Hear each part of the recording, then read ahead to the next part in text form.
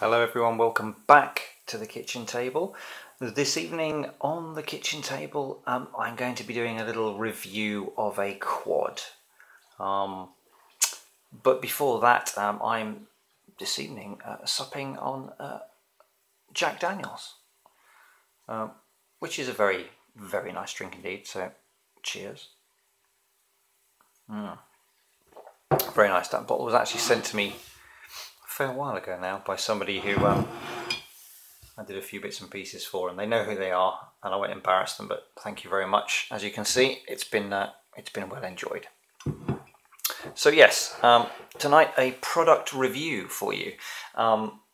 It's not this is the F450, which Tom and I have finished building, and soon to come the maiden flight. Hope it's okay. But I just put this here as a sort of a scale, because what I'm going to be reviewing this evening is a bit smaller than this. So just for a comparison in size, this is the biggest thing I've got. Here's the P2, which is, you know, as things go, a fair bit, a little bit smaller. Sits there quite happily, doesn't it? And then another thing I had, which was one of the first quads I ever owned, was this delightful little Hubsan X4. Oh, obviously it's a bit tired and emotional this evening. The X4, which was, you know, there is some scale, palm of the hand, and that was a great trainer. Put that out of the way. That got me used to effectively manual flying. Buzz it around the house, practice nose in when obviously it's looking at you this way, and you put the stick to the left and the swine goes that way, and gets you all sorts of confused orientations, and it's great fun, really good fun. Still buzz that around occasionally. If we've had a run of bad weather and I haven't been able to get the big stuff out, this annoys the dog and goes and hovers around the house. About 8, 9, 10 minutes max run time on that, and it's great fun. And I always thought, you know, you don't really want anything smaller than that, until I was sent one of these, which basically just looks like I've been sent a remote control, doesn't it? It's from WLToys, the Velocity. I believe its actual product number is the V272. And so I got this and I thought, well, you know, it's going to be bigger than the Hubsan, because look at the size of the transmitter that it comes with. There's 6 AA's in there. It weighs a ton. It's huge. It's got a screen for readouts, and look at all the shiny stuff and buttons all over the place.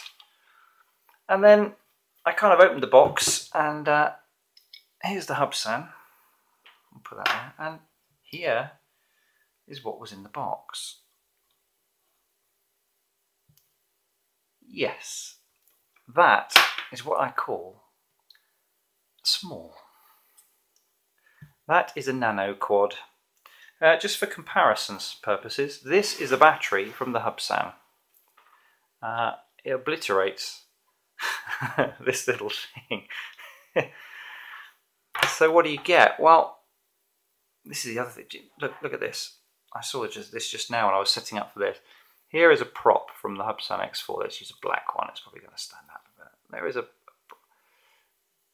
this thing here. Can we do it so you can see? Is about the same length as the prop on the Hubsan. Crazy. So what do you get? Well, it's basically a flying circuit board. There's the on-off switch here. There's the various components. The circuit board itself, you can see, is the motors are soldered to it. It's got LEDs that are soldered to the board. The board is the main kind of structure. Inside this cover is a very small LiPo battery. That's a jack plug for the supplied USB charger. And it's just ridiculously tiny. some nice touches. It's got LEDs, LED sort of lights in the front, LED little lights underneath the motors at the front and the back. Little rubber soft pads just to cushion your landings. It comes with a spare set of props. Now I've stuffed this into the kitchen wall and the dog's bed and the cupboards when I've been sort of trying to see quite how fast it can go, and I haven't even done anything to these, so those I suspect will be last fine. And it comes with a mini multifunctional for aircraft, the kind of computer translated manual. However, I'm not going to say a word against it because I couldn't write a technical manual in Mandarin. So, you know, fair play to the Chinese for at least sending us these fantastic things. Yeah, I mean, it's fairly straightforward. If you've flown a quad before, it's kind of the controls are the usual stuff. Quite why it needs 6 AA batteries in the transmitter, I don't know, but it does. And it tells you how to basically, you know, how to fly a little bit, how to use trim, which if you've got a Phantom, you won't be used to trimming because you don't need to, but you do on one of these boys.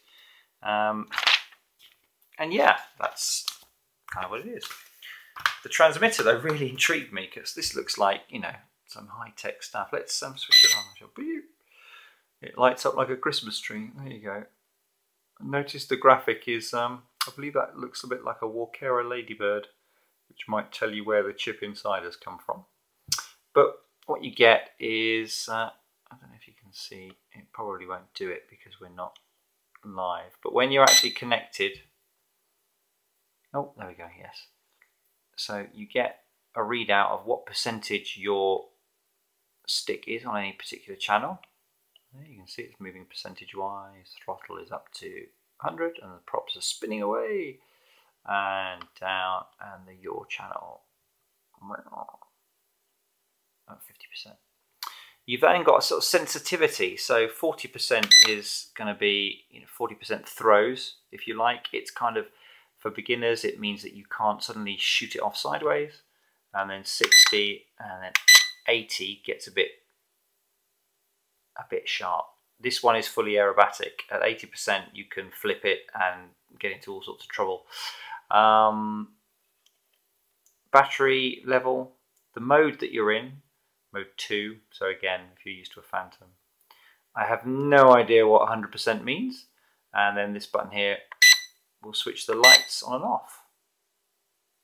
You've then got trims for each channel, and some lights here that I don't know what they do because it doesn't tell me in the manual. It also doesn't tell me what that means in the manual. But yeah. So this little beast comes with a USB charger. You can take this this cover off, and there's a tiny battery in there which you could replace. It's got like a miniature version of the usual sort of socket that comes on the hub SAN. But you plug it into the supplied sort of USB charger, stick it into the wall, or any wall charger or any kind of USB power source, and it's charged from flat in between 20 and 30 minutes. The downside, you only get 4 minutes flight time, which is not much. But yeah, so let's see if we can have a little play, shall we? So what you do is you switch it on at the transmitter, switch the aircraft on. See, it flashes like a demon like that. And then what you do to link it each time is you go up and down with the throttle, up, down, beep, all the lights stop, and that means it's linked. And now you see I can switch the rear LEDs off and on. I'm doing this behind the camera, and so forgive me, but I'm going to put it so it's the correct orientation. This is going to go horribly wrong because I'm trying to look at what I can see on the screen and fly, but we'll see. I've got a bit of trim saved from the last flight, so we'll see. Ah. Oh, bye. Oh, it's gone. But because it's so lightweight, there's absolutely no damage. Let's try that again.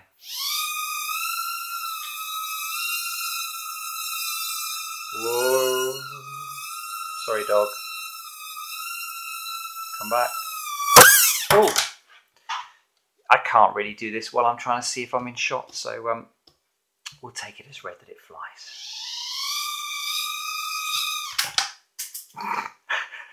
And it's fallen off the table. But the good thing is, because it's so light, you don't do any damage. Like I said, I've hit that into the cupboards at full throttle, and the props have not even had a dent on them, which is amazing. So yeah, it's a good little fun toy. 4 minutes is not a lot. If you want to learn on something, don't learn on that, because you're never going to get the air time to actually get the hand-eye coordination on the sticks. I would suggest still something in the Hubsan size, because you get a bit more flight time and it's a little more stable. It doesn't need quite so much trimming. But yeah, I might reset up and see if we can do some flying shots. Let's have a go.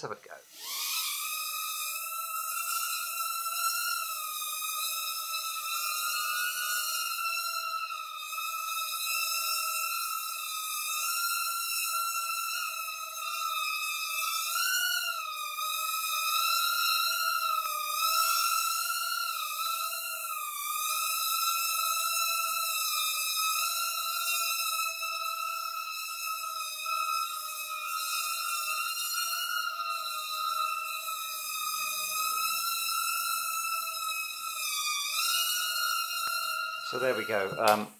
A great little toy. It is a toy. It's quite tricky to control, as you saw with my pathetic attempts there. Although a bit of nose in at the end. Come on, give me some credit. It's because it's so small, it really suffers from its own wash. If you get close to the walls or close to the floor or anything, it's off. This one needs a little bit more finesse than even the Hubsan. I haven't taken it up beyond 60% on the control sensitivity yet. But for the price, I bought it from Chinese wholesale site called tmart.com, and here it is. The current list price is £12.29 with free worldwide shipping. 12 quid. It's, you know, it's almost rude not to get one. And there's a whole, sorry, I've got my power saving on. There's a whole spares. Look, you can even get prop guards for it, a new recharger for 61p, some spare bumpers for the bottom of the motors, spare motor bases, props. Notice they've got UK warehouse, so they are £1.64 with free shipping. A new battery is £2.60. A new cover is 89p. The whole main board is £6.57. You know, motors are £3.30 for a pair. Crazy. From Tmart. I think it took about 3 weeks to get here from China. That one shipped from China, from Hong Kong, China. I don't think it's in the UK warehouse. No, it's the worldwide free warehouse. But for that price, I mean, it's crazy. £12. It's almost worth just buying it for a laugh. Okay, it only lasts 4 minutes. You plug it in for 20 minutes. You get another go. You whiz it around. It's 2.4 gig. You can fly several of them around. It lights up like a Christmas tree. You know, it's what's not to like, really, guys. So yeah, bit of fun, bit of a laugh. This will test your flying skills. If you have only flown a Phantom in GPS mode, be prepared to think you're the worst pilot in the world. But if you nail this, something this size, then you know the Phantom will appear to be the easiest thing in the world. So yeah, so that's the WLToys V272 nano quadcopter. Just it's just for reference. Let's bring her up. Oi. There we go. What do we think? Might need a bit more juice to carry that one off. Anyway, thank you very much for watching, and we'll see you again soon on the kitchen table. Cheers!